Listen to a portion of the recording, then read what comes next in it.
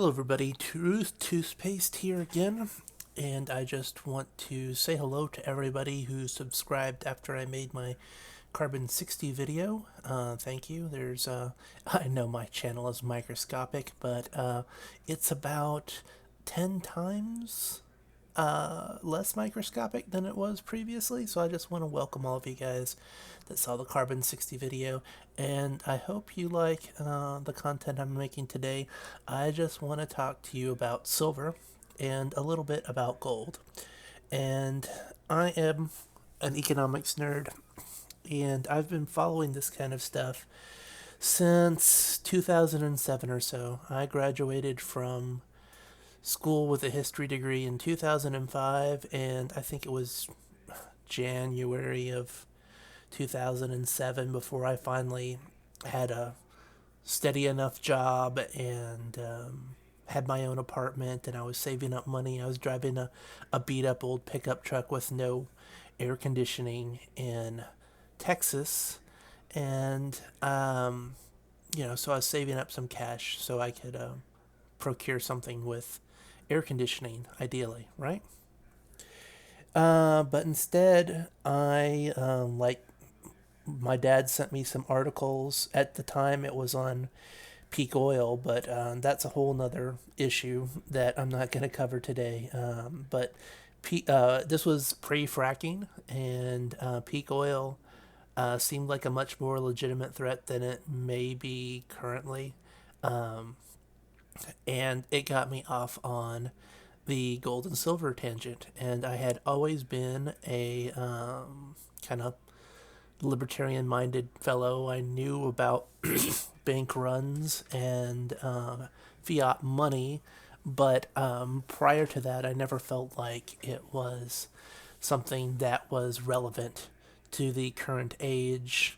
It was something. Gold and silver was something you invested in, and you occasionally made money in because a war broke out, or there were tensions overseas, or something along those lines. After the 2008 Great Recession, it's a completely different scenario because within that 2008 time frame, what you saw was not just the cutting to very low interest rates, which had happened previously, like after the tech crash in 2001, but you also saw direct money printing, quantitative easing from the Federal Reserve.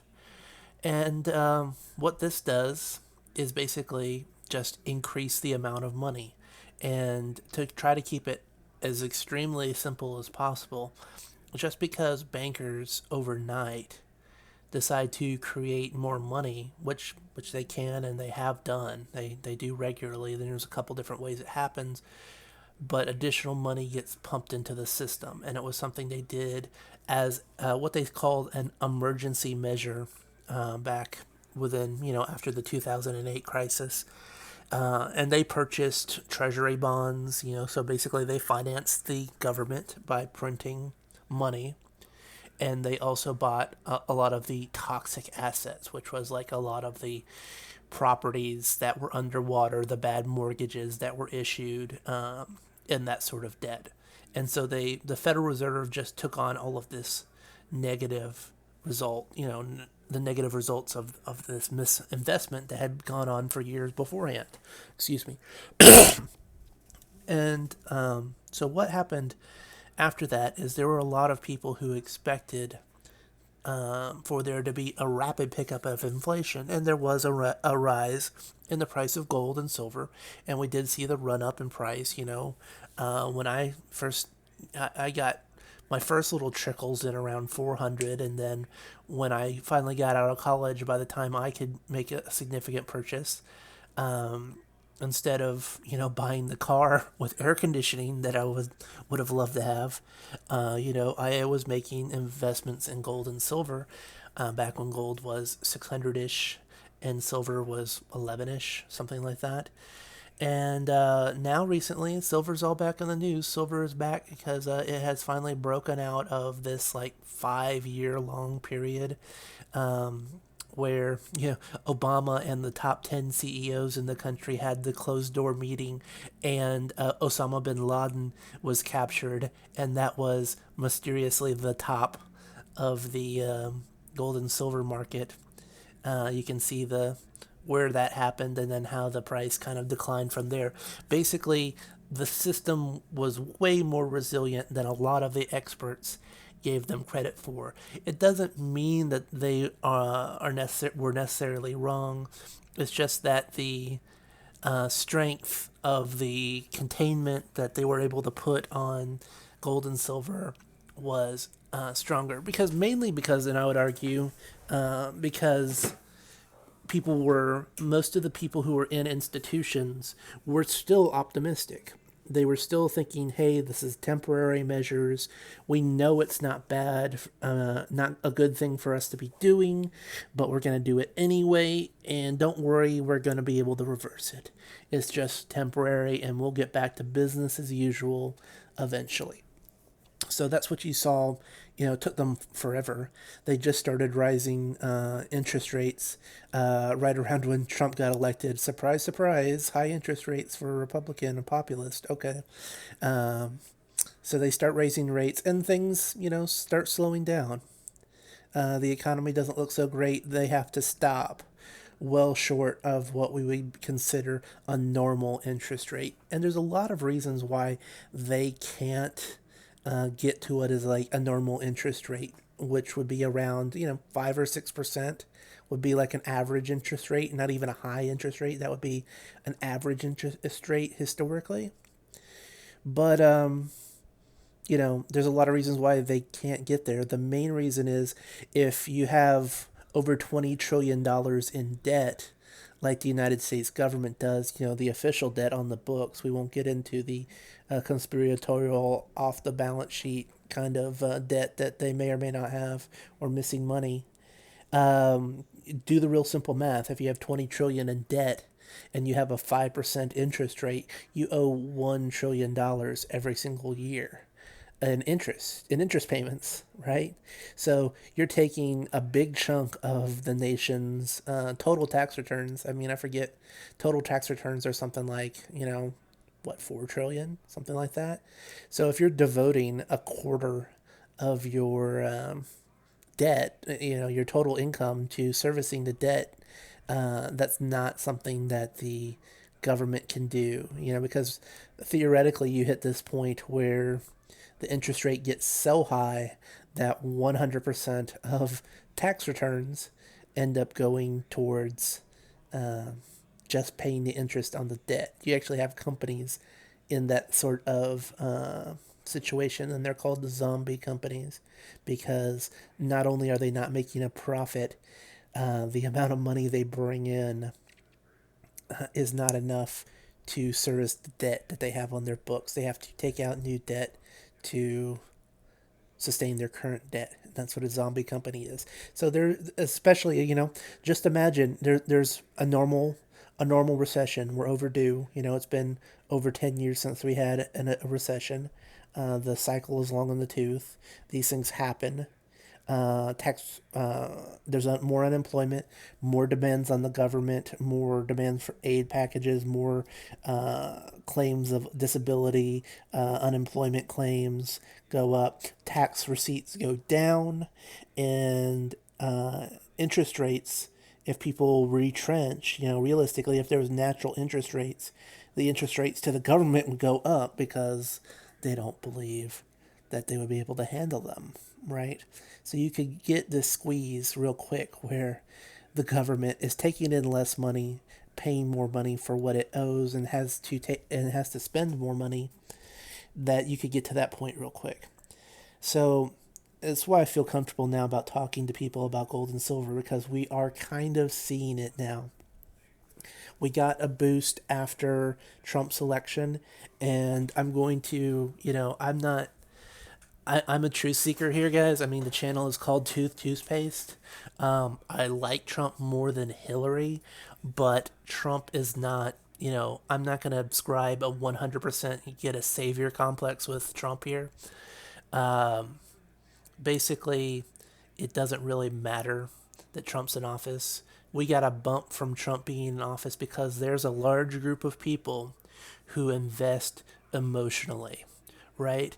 And there was 8 long years of Obama where these Republican leaning people who invest were like, well, we've got a pseudo socialist in government and the economy can never really take off because of the socialists. In other words, they were letting politics dictate their investing. So all of those people that spent that whole 8 years either limiting their investments or being less optimistic, as soon as Trump got elected, they switched gears. And so you got this wave of enthusiasm entering the markets as those people who have, emotionally had an artificial condition on their investment requirements, being a Republican president or somebody they liked in office, flooded back into the market. And Trump did get some tax cuts in, and I can see how tax cuts and some regulation reductions might help the markets. But as people point out, the stock market is not the underlying economy. There is a difference between the stock market price and how good things are actually going in the material economy. But that's my opinion on Trump, is that a lot of the boost that we got from him is emotional, not material, and what's going on. And so we're due. We're due with this recession. The Federal Reserve isn't helping out Trump. They raised rates on his watch, and they're trying to tank the economy. And I think really what they'd like to do is blame Trump and blame capitalism for while he's in office and get this crash started while it's under him.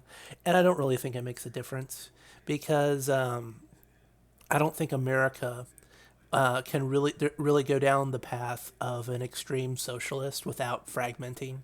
That there's just too many people in too many different areas who would resist that kind of government and have the means to resist, and there's just not enough will in the government and the armed forces to send the troops door to door to enforce these kind of laws. There would be a lot of like preaching from the pulpit, but not a lot of action going down on the street is how I would see it. You have some of these states that have enacted really strict gun control laws after some of the shootings, like Sandy Hook. They have these, oh, you have to come in and register your weapons, and they have these estimates of how many of the weapons they expected to be registered, and then a tiny trickle of weapons that are actually registered.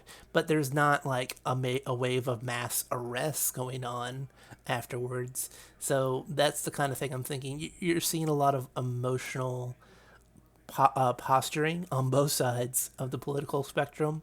But the reality on the ground is what you should be looking at, not the political aspect of it. You should be looking at, is the economy growing? Is technology improving? I mean, productivity, that's what we would need to be looking at to say we're really improving as a society. And I don't see it. We've done a lot of silly things with the economy. And America may be better off than a lot of places in the world, but it doesn't mean we're immune. It doesn't mean that we can keep this position forever. And we're really getting to the point where we might start seeing the big bites finally getting taken out of the US dollar on an inflation basis. And this is, getting back to gold and silver, the breakout we've seen recently, because silver has languished in the $14 range. I think there was even one night where a bunch of people were making videos and making a big deal that it had a 13 handle on it briefly. And now it's up above $18, and I think it briefly touched 1850, and it's still below what some of the highs it touched a couple years ago, but we're talking like in the last 2 years, this is as high as silver has been. And because of the positioning of the markets rolling over, because of the trade war going on with China, and just kind of the hopelessness, the of the economy, we have people all around the world buying bonds that yield negative interest rates, and not just negative interest rates after you figure in inflation, just straight up negative interest rates. And so the question is, if you have trillions of dollars of bonds with negative interest rates that are guaranteed losers, you are going to get less money if you hold these bonds to maturity. Why not just have gold and silver instead? Even if you have to pay to store them and you're losing a couple of tenths of a percent to store the gold and silver, why would this trillions of dollars not go into that instead? And you really have seen institutional buying. You have seen big groups trying to protect themselves by getting into the gold and silver markets. That's really not the little guy who has been making this move recently. And, so I talk to people with a broad range of topics. I know a lot of you are here because I was talking about Carbon 60. But if you're taking yourself seriously in a financial condition and you're in a position to do so, excuse me, it might be a good time to look at silver or gold, if you've got a lot more money to put in it. And there's a lot of people who tell a lot of different amounts as to what percentage of your portfolio should be in it. And I'm not a financial advisor and I'm not giving you financial advice. But look at what happens in other places around the world. Look at what's happening in Argentina. Look what's happened in Venezuela. Look what's happened in Zimbabwe. And when we're honest about it, fundamentally, there's no difference in the backing of their currency and the backing of our currency. That, yeah, it might not be to the extent of their mismanagement of the system, but by no means is our system a purely honest one, well managed, with independent people doing, not acting for their own interests. It's obvious they are, and it's a system that's manipulated to their benefit. And if that means increasing the money supply so they can look good and juice the system for a little while until the inflation finally catches up with us, that's what they're gonna do. And so, right now, I recommend it. If you don't have any, you need to have some, because I've got a little bit of a survivalist bent in me from the whole peak oil period that I went through, and you know I think you need to get some. So, but really, rather than give you the financial advice, because I can't do that, I want to tell you about some of the scams you might see if you do some retail level purchases of gold and silver. And this has happened to my family members who I've convinced to get into it. Um, One thing is that if you just call up a bullion dealership, especially if you get a commission based salesman on the phone, they're going to try to sell you the most marked up product that they can. They're going to try to sell you something that isn't gold bullion, really, that is uh, got some kind of markup because it's supposed to be a collector's item. And here's the thing, if in the middle of a recession, you roll up to my business and you see, like, I've got some extra junk for sale and you could use it. It's like you want to buy some of my 8 year old peak oil rice that I have saved because you're starving. And you roll up with one of these products that somebody has sold you, and it's a 1 ounce coin.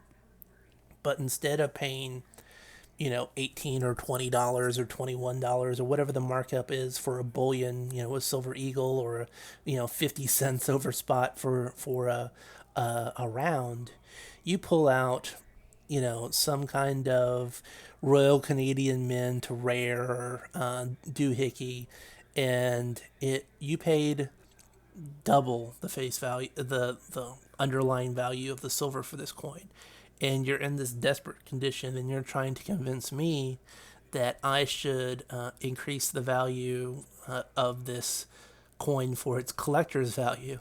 Now, what do you think me or the average merchant who is wise enough to understand about gold and silver going to tell you? Well, they're probably going to tell you, forget about it, that they will happily take that coin off your hands, but the value they're going to give you for it is going to be very close to the melt value, and they're going to have no interest whatsoever in the so-called collector's value of the item. And part of what the supposed collector's value is that, oh, there's a limited run of these items. There's only so many of them made available to the public. There was only 100,000 of these minted. There was only 250,000 of these minted. Well, here's the problem with that.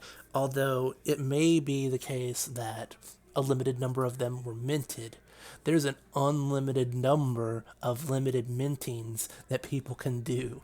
So a lot of times you'll see the 1 ounce proof coin, and then you'll see the 1 ounce coin redone again, but with a different finish on it. I forget what the finishes is. They're like proof finish and some other kind of finish that they can do. Or they start selling 2 ounce versions of it, or 5 ounce versions of it. Or, the date changes, or they change something minor, or it goes through the zodiac calendar, and it's every 12 years it's something different. Here's the thing. If you're looking at gold and silver in this kind of perspective, the value is really in the underlying gold and silver, not in collector's value. And there's some benefit to having the item that you have be recognizable.